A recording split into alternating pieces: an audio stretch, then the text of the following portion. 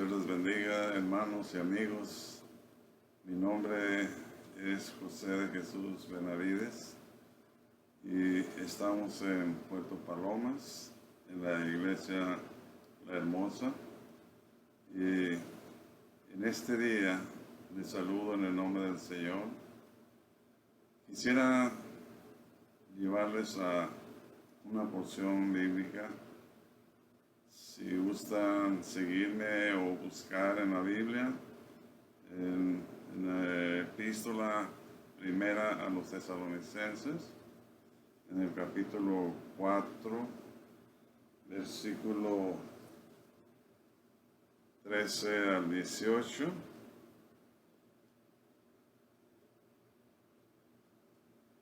Daré unos segundos para que estén preparándose ustedes también. Bendito sea el Señor. La lectura nos dice así en la palabra del Señor. La venida del Señor. Tampoco queremos, hermanos, que ignoréis acerca de los que duermen, para que no os entristezcáis como los otros que no tienen esperanza. Porque si creemos que Jesús murió y resucitó, así también traerá Dios con Jesús a los que durmieron en él. Por lo cual os decimos esto en palabra del Señor, que nosotros que vivimos, que habremos quedado hasta la venida del Señor, no precederemos a los que durmieron. Porque el Señor mismo, con voz de mando, con voz de arcángel y con trompeta de Dios, descenderá del cielo, y los muertos en Cristo resucitarán primero. Luego nosotros, los que vivimos, los que hayamos quedado, seremos arrebatados juntamente con ellos en las nubes para recibir al Señor en el aire, y así estaremos siempre con Él. Por tanto, alentaos los unos a los otros con estas palabras. Gloria al Señor Jesús. La iglesia de Tesalónica, hermanos, fue fundada por el apóstol Pablo en su segundo viaje misionero. Pablo estuvo llevando el mensaje del Evangelio en esta ciudad de Tesalónica, lo cual muchos se agruparon y formaron la iglesia. Entre ellos contamos con los judíos convertidos al Evangelio. También entre ellos estaban los griegos convertidos también al Evangelio, hermanos. Otro grupo era de mujeres honorables y muchos gentiles que habían abandonado su vida de pecado y de paganismo. Esta iglesia empezó a florecer y a crecer con el cuidado de Pablo y con los que con él estaban y le acompañaban. Con ellos aprendieron de que Cristo murió ahí en la cruz del Calvario, pero que al tercer día resucitó de entre los muertos y que ascendió al cielo. Pero entendieron que Jesús vendrá de nuevo otra vez y viene por su iglesia. Entonces, después de ser adoctrinados, después de un tiempo de haber estado con esta gente, ellos siguieron su marcha, llevando el Evangelio a otras ciudades también. Con el tiempo, estando en Corinto, Pablo manda a Timoteo para que viniera y revisara cómo marchaba la iglesia en Tesalónica. lo cual estuvo con ellos no sé qué tiempo, pero estuvo ahí llevando saludos del apóstol Pablo y viendo cómo marchaba la iglesia en Tesalónica. Y se pudo dar cuenta de que muchos estaban ociosos, otros llevando grandes tribulaciones. En este motivo, por la palabra del Señor, podemos entender esto porque cuando alguien se convierte al Evangelio, inmediatamente vienen pruebas, luchas, tentaciones a la vida de estos nuevos creyentes. Y eso fue lo que sucedió en Tesalónica. Muchos empezaron a dudar si aquello era bueno, porque tenían persecuciones, pruebas. Otros dudaban de si había sido cierto lo que Pablo les había enseñado. Y muchos más tenían un problema en sí, porque muchos de sus familiares, hermanos, habían muerto. Pero Pablo les había enseñado que Jesucristo iba a regresar de nuevo, que vendría por su iglesia. Y ese es el tema de este pensamiento. Cristo viene por su iglesia. Entonces ellos tenían este problema grande de que Cristo iba a venir y lo estaban esperando. Lo estaban esperando. Pero pensaban ellos, ¿qué será de nuestros hermanos ya muertos? Viene el Señor por nosotros, ¿y ellos qué? Todo esto les preocupaba. Así es de que Timoteo regresó con Pablo y dándole a entender cuál era la situación en Tesalónica. Ahí es donde en Corinto Pablo escribe la epístola, la primera y la segunda epístola a los tesalonicenses.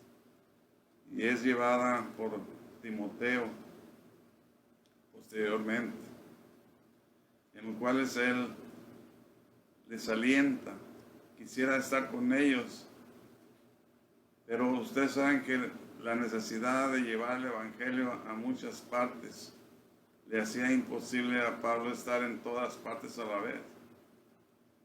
Y qué bueno que se le ocurrió, o guiado por el Espíritu Santo tal vez, envió a Timoteo para darse cuenta de cómo marchaba la iglesia.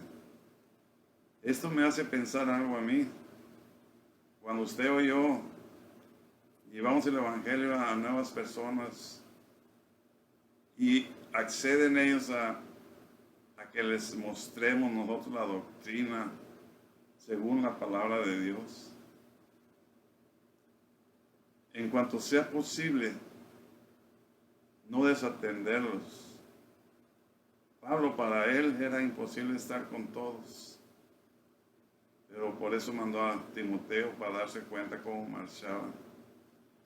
Lo que quiero dar a entender es que si estamos pendientes de aquellos a los que llevamos el Evangelio, no los abandonemos, siempre estemos pendientes de ellos, porque el enemigo, ustedes saben cómo trabaja, empieza a meterles tentaciones, dudas, pruebas, persecuciones, burlas.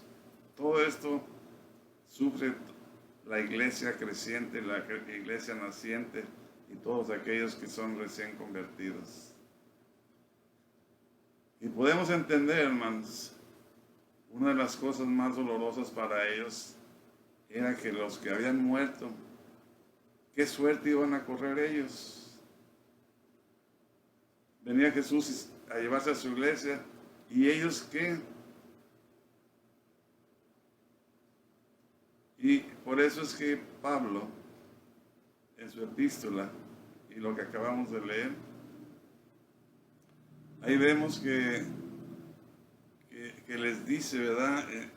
En el versículo 13, dice: tampoco queremos, hermanos, que ignoréis acerca de los que duermen. Cuando habla acerca de los que duermen, está hablando de la muerte. Los que duermen son los que ya fallecieron. Si recordamos cuando Jesús y sus discípulos iban de camino y a ellos llegó un aviso de que Lázaro, al que amaba, se encontraba enfermo.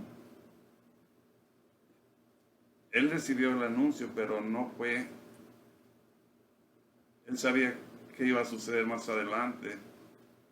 Así es de que los discípulos, al ver que no va a ver a su amigo, les dicen: ¿no vas a ir, maestro? A lo cual Jesús les dice: Lázaro duerme. Entonces ellos pensaban: bueno, estará dormido solamente, ¿verdad? Pero después tuvo que explicarles: Lázaro ha muerto. Entonces nos dice, ¿verdad?, la palabra: no queremos, hermanos, que ignoréis acerca de los que duermen, para que no se entristezcáis como aquellos que no tienen esperanza. Ustedes saben que la muerte viene para todos. Eso está estipulado en la Sagrada Escritura, ¿verdad? Que el hombre muera una vez y después de esto el juicio final. Sabemos, hermanos, que nadie podemos escaparnos a esto. Y que un día nos tocará a cualquiera de nosotros. Entonces, pero nosotros entendemos que ya sean muertos o vivos, sirviendo al Señor, estaremos con Él para siempre. Cuando Él venga por su iglesia, les dio a entender que no tuvieran tristeza ni congoja, porque a todo lo contrario, dice: los muertos en Cristo resucitarán primero. Ellos serán levantados primeramente, y juntamente con ellos los que hayamos quedado vivos. Entonces eso, en lugar de llevar tristeza, lleva gozo y alegría al saber que Cristo no nos va a abandonar ahí en la sepultura, en el sepulcro, sino que los muertos en Cristo resucitarán primero, ¿me entienden? Pero hace una diferencia, dice: para que no se entristezcan como aquellos que no tienen esperanza. Hermanos, para muchos la muerte es el final de todo, porque no conocen la realidad de la Biblia. Ahí pierden las esperanzas los que no conocen de la palabra de Dios.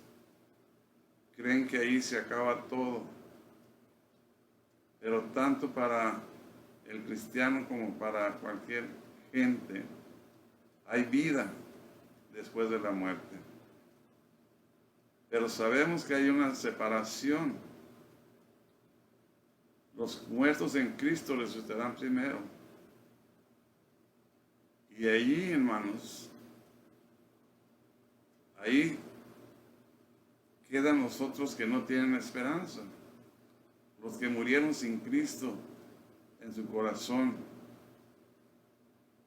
Entonces, hermanos, ¿cuántos hemos estado en un servicio fúnebre? Y hay gente que se desconsuela y llora amargamente. Si hubiéramos ido en una ocasión al oriente y ver las costumbres acerca de endechar a los muertos, para ellos es algo desgarrador, dolor y alarido, porque para ellos ya no hay más consuelo. Llega la muerte y se acabó todo. ¿Y qué de la eternidad? La forma en que ellos endechan a sus muertos es vistiéndose de cilicio, ropas burdas, toscas, que raspan todo el cuerpo y aún sienten dolor y se rasgan sus vestiduras. Entonces, hermanos, para ellos no hay esperanza, como dice la Biblia.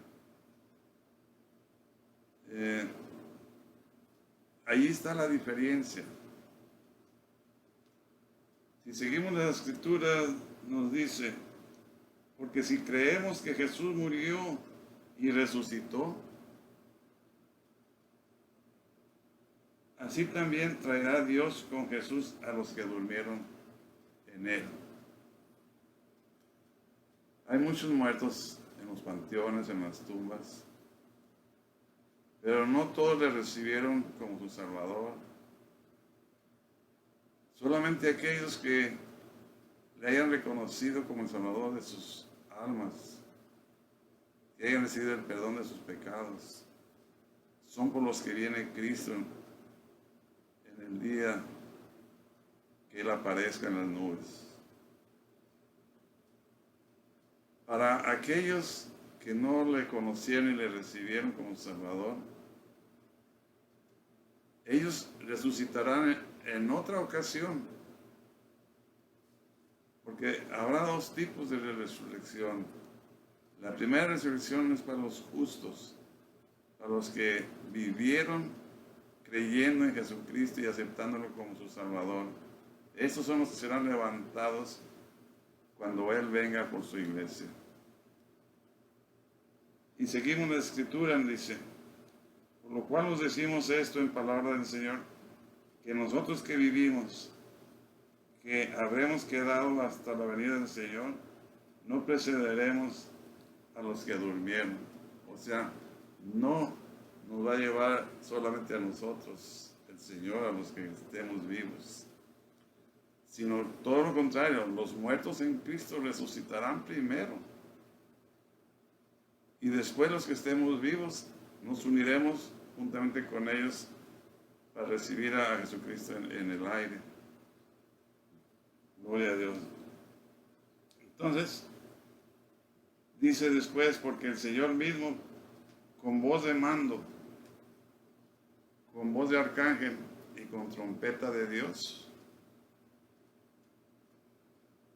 descenderá del cielo y los muertos en Cristo resucitarán primero. Dice, con voz de mando, con voz de arcángel y con trompeta de Dios. Con voz de mando, yo entiendo que Cristo cuando venga por su iglesia usará esa voz de mando, donde dirá, iglesia, venid a mí. Y no dirá, todos los muertos vengan a mí. No, ahí va a ser una separación. En el tiempo en que murió Lázaro, hermano de María y Marta, los de Betania, cuando Lázaro estaba en la tumba, Jesús clamó a grande voz también diciendo, Lázaro, ven fuera. Y así sucedió. Lázaro, que tenía ya días, ya hedía. Jesús explicó y dio el nombre de Lázaro, porque a él se dirigió esa voz de mando donde le ordenaba que saliera Lázaro, porque si no menciona ese nombre, se levantan todos los muertos que estuvieran por ahí. Es lo mismo aquí en la primera resurrección. Los muertos en Cristo son los que van a resucitar y para unirse con Jesucristo en el aire. Amén. Entonces, hermanos, Cristo viene y tenemos que prepararnos cada día, todos los que le hemos recibido como nuestro Salvador.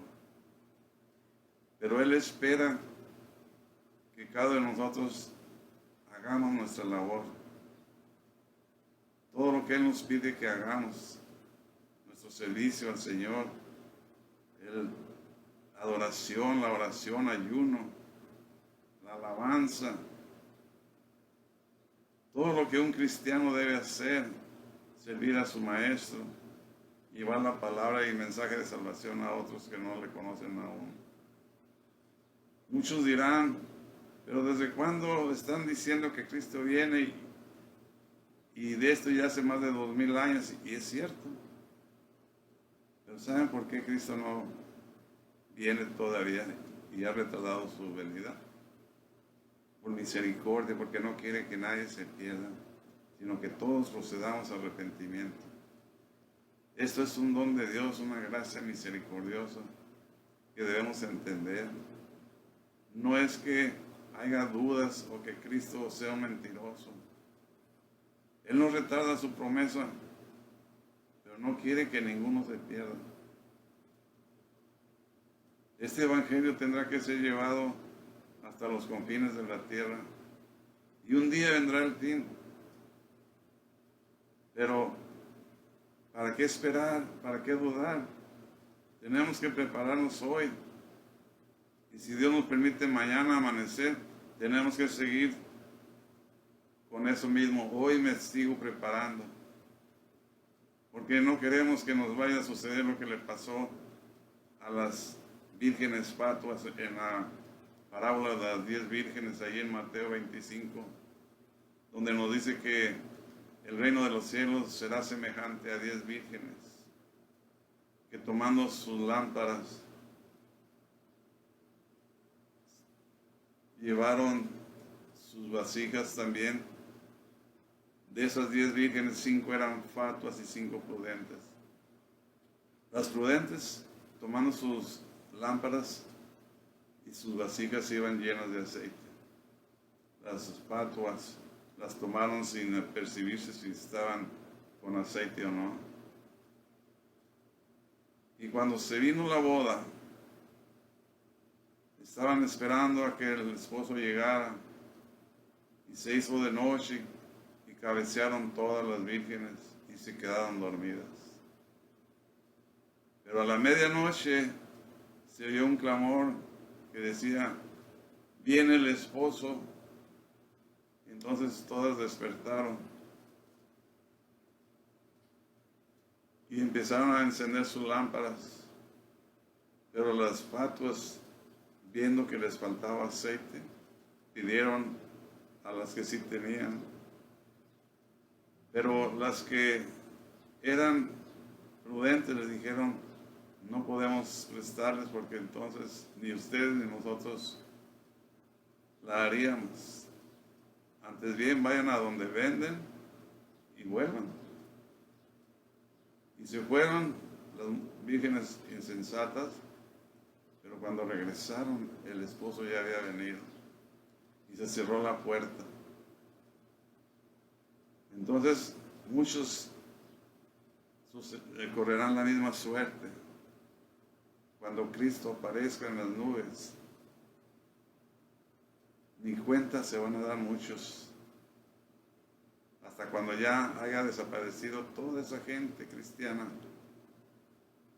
¿Qué pensará el mundo? ¿Dónde están?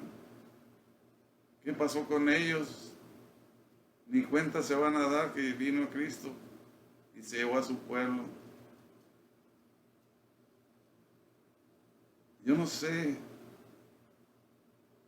me pongo a pensar en ello y será un día muy triste para todos aquellos que, conociendo de la palabra del Señor y habiéndole servido, por su inseguridad, por su negligencia, por su ociosidad, por su falta de previsión, se quedarán. Y triste será para muchos esto. Es mejor, hermanos, prepararnos día a día, porque aunque tarde la venida, de seguro vendrá el momento decisivo en el cual nos gustaría que toda la iglesia se fuera. Pero cuando habla de la iglesia, no es ninguna iglesia con denominación o con de las que conocemos. Y la iglesia del Señor es una. Y esa es la de cada uno que fue lavados con la sangre de Jesucristo. El nombre de la iglesia no tiene nombre. Simplemente es la iglesia de Jesucristo. De aquellos que verdaderamente le buscaron y le sirvieron y le esperaron con toda su alma. Y gozosos pasaron por tribulaciones, por pruebas, por tentaciones, por tanta cosa. Pero ayudados con el Espíritu de Dios soportaron la lucha y la prueba y la tentación. Y estos serán levantados en el día del Señor. Y qué glorioso será ese momento para muchos que de veras les sirven. Pero triste y doloroso para los que no quisieron esperarle.